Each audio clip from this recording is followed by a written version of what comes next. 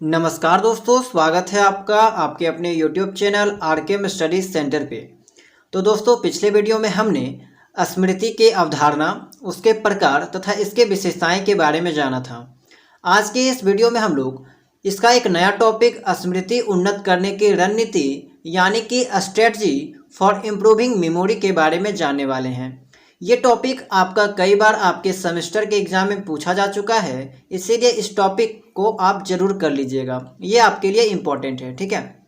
तो स्मृति उन्नत करने की रणनीति, इसको आप ऐसे भी समझ सकते हो कि स्मृति को सुधार करने के लिए क्या क्या तरीके, क्या क्या रणनीति अपनानी चाहिए, या फिर स्मृति के विकास करने के लिए क्या क्या जो है वो तरीके अपनानी चाहिए।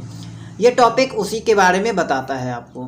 तो चलिए, बहुत ही सरल शब्दों में हम आपको यहाँ पे बताने वाले हैं कि आपको जो वो इसका आंसर कैसे लिख के आना है, ठीक है। तो स्मृति को उन्नत तथा अच्छी बनाने के लिए निम्नलिखित बातों पर ध्यान देना चाहिए। पहला जो पॉइंट है वो है आपका इच्छापूर्वक सीखना, ठीक है।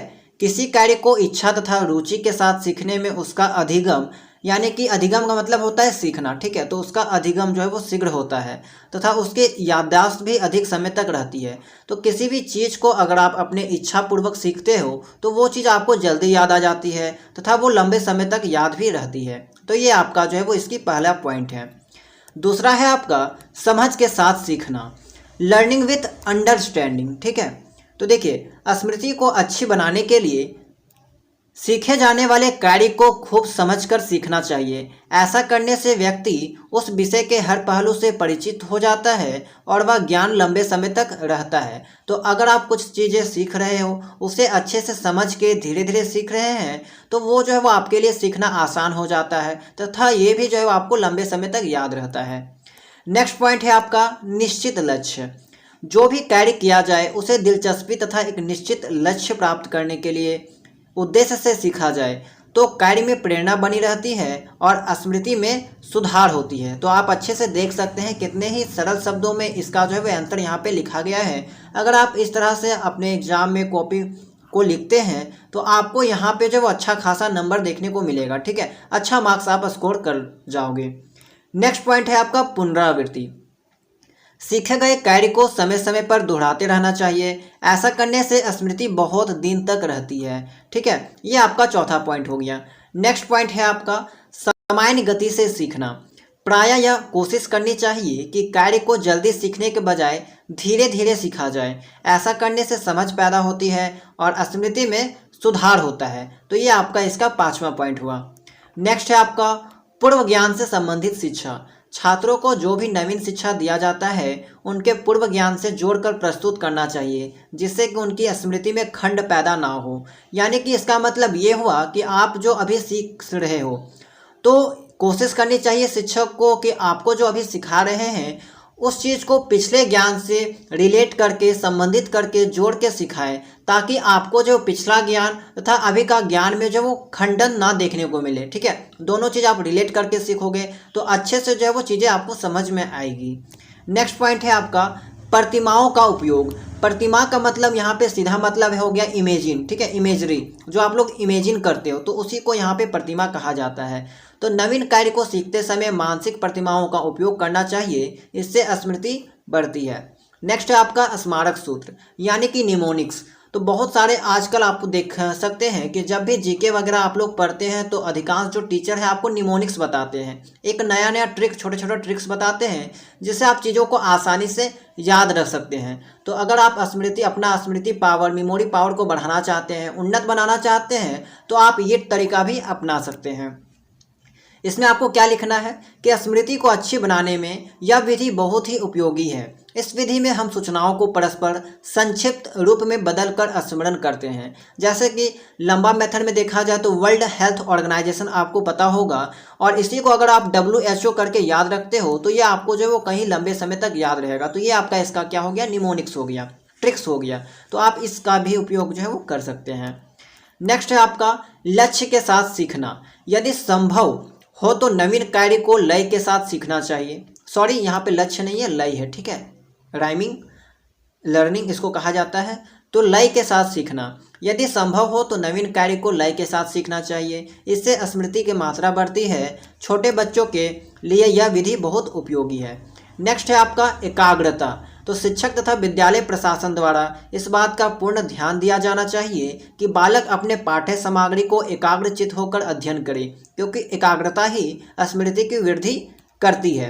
तो ये आपका नेक्स्ट पॉइंट हो गया। उसके अलावा और पॉइंट है आपका प्रोत्साहन। बालक को प्रोत्साहित किया जाना चाहिए कि उनकी स्मृति क्षमता बहुत अच्छी है तथा उन्हें और अच्छी विधियों का प्रयोग करने को कहना चाहिए। तो ये आपका प्रोत्साहन हो गया। ठीक है, अगला पॉइंट है आपका स्मरण के अधिक अवसर प्रदान करना। तो शिक्षक द्वारा छात्रों को अधिगमित विषय सामग्री या अनुभवों को पुनः याद करने के अवसर बार बार प्रदान करना चाहिए, जिससे कि उनका मस्तिष्क सक्रिय दशा में रहे तथा उनकी स्मृति का ह्रास ना हो। ह्रास मतलब कि विनाश, ठीक है, खत्म ना हो। ठीक है, तो ये आपका हो गया। संवेगात्मक स्थिरता।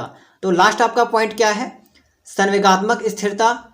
भय, क्रोध या अत्यधिक प्रेम की दशा में अधिगमित की गई सामग्री अनुभूति के शीघ्र ह्रास होने की संभावना होती है, अतः बालक को इन दशाओं में पाठ याद करने या अध्ययन करने से रोकना चाहिए। इसका मतलब ये हुआ कि अगर कोई स्टूडेंट, कोई विद्यार्थी भय, क्रोध या अत्यधिक प्रेम की स्थिति में है तो उसे वो उस टाइम जो कुछ सीखेगा, ठीक है, तो उस टाइम जो कुछ वो सीखेगा वो जल्दी उसका जो है वो खत्म होने का चांस है। ज़्यादा दिन तक याद रहने का वहाँ पे जो है वो उसको नहीं हो सकता है। अगर आप मान लीजिए कि उदास हैं, क्रोध हैं, ठीक है, या फिर अत्यधिक प्रेम में किसी चीज़ को सीखते हैं, तो यहाँ पे बहुत ज़्यादा चांस ये बनता है कि आप जो है वो चीज़ को ज़्यादा लंबे समय तक याद नहीं रख सकते हैं। इसीलिए यहाँ पे कोशिश किया जाता है कि जब आप इन दशाओं से ग्रसित होते हैं तो आप जो है वो अध्ययन ना करें। ठीक है, जब आपका मूड, कह सकते हैं मूड जो है वो फ्रेश हो तभी आप अध्ययन करें, तब जो है वो आपको चीज़ें जो है वो लंबे समय तक याद होगी।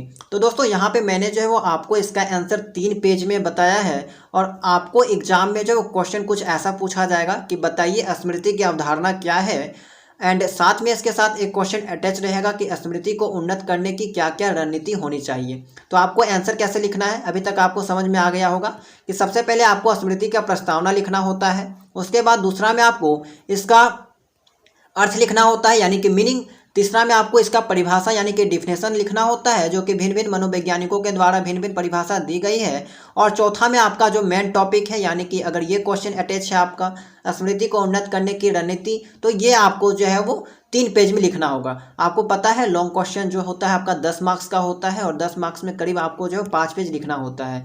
तो 2 पेज में आपका प्रस्तावना, अर्थ और परिभाषा हो जाएगा। बाकी जो 3 पेज बच जाएगा उसमें आपको जो मेन टॉपिक जो पूछा गया है यानी कि स्मृति को उन्नत करने की रणनीति, ये आपको लिखना होगा, और लास्ट में आपको जो है वो 4-5 लाइन में इसका निष्कर्ष लिख देना होगा। ठीक है, तो दोस्तों आई होप कि ये वीडियो आपके लिए हेल्पफुल रही होगी, तो वीडियो को लाइक कर दीजिएगा। ऐसे ही बीएड से रिलेटेड सभी नोट्स पाने के लिए चैनल को सब्सक्राइब जरूर कर लीजिएगा। अगर आप हमारे टेलीग्राम चैनल से नहीं जुड़े होंगे तो जुड़ जाइएगा, वहाँ पे भी हम आपको नोट्स वगैरह जो है प्रोवाइड कराते रहते हैं। तो चलिए मिलते हैं हम लोग नेक्स्ट वीडियो में किसी नए टॉपिक के साथ। आप लोग कमेंट करके बता सकते हो कि इसके बाद जो है वो हम कौन सा टॉपिक अपलोड करें, कौन सा टॉपिक में आपको ज़्यादा परेशानी हो रही है, तो हम कोशिश करेंगे उस टॉपिक को जल्दी से जल्दी अपलोड करने के लिए। तो चलिए मिलते हैं हम लोग नेक्स्ट वीडियो में।